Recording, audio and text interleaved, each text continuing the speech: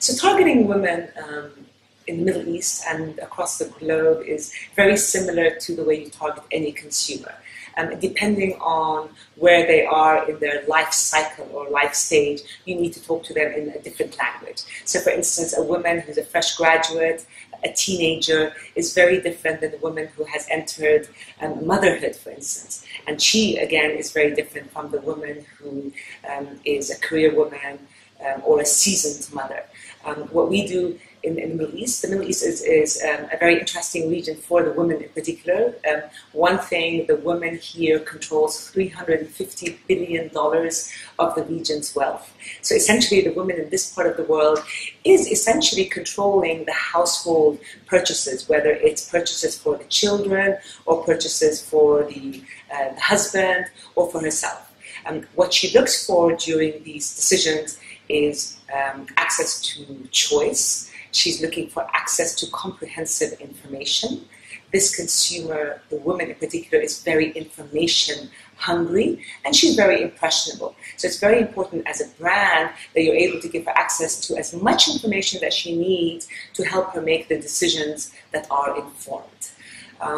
She's also a consumer who's potentially very loyal if she gets the quality of superior service that she expects. And she's a woman who's very viral if she doesn't get that quality. So if you are to upset a woman consumer, you can not only potentially lose her, but more importantly, you can lose her entire circle of influence.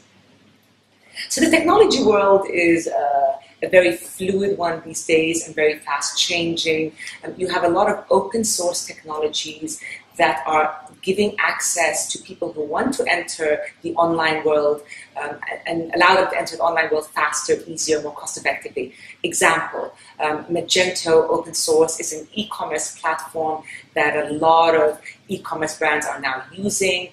It allows them to essentially get online much faster and more cost effectively. And there are many such open source technologies, and they are exciting in that they give you access. They are also exciting because they remove what was just a few years ago considered to be impossible and now is really at your fingertips. My key inspiration really comes from my family.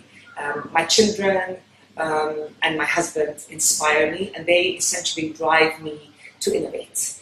What does that mean? So your innovation is in your decision making, your innovation is in the tasks you choose to do, the products you choose to introduce to the society, and all have to have a positive value because at the end of the day they're influencing me and my direct family. So certainly the family inspires me. Another thing that inspires me tremendously is the risk or the desire to innovate. So the person who's able to stand out there, challenge the status quo, and innovate, I find tremendously inspiring. So the beauty about Dubai is it's a very fast-changing environment.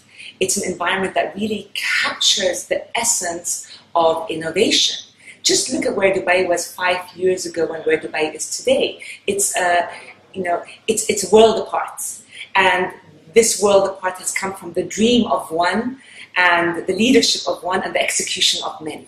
So the true learning is nothing is impossible. The true learning is the future is in innovation, and the future is in continuous innovation and continuous challenging the status quo. I think Dubai really captures that. On all levels. It captures that from a technology platform. You take a look at all the technologies that have evolved in the past few years, the evolution of the retail, the evolution of the jobs market. All of that really takes what was once impossible and brings it to life into a reality.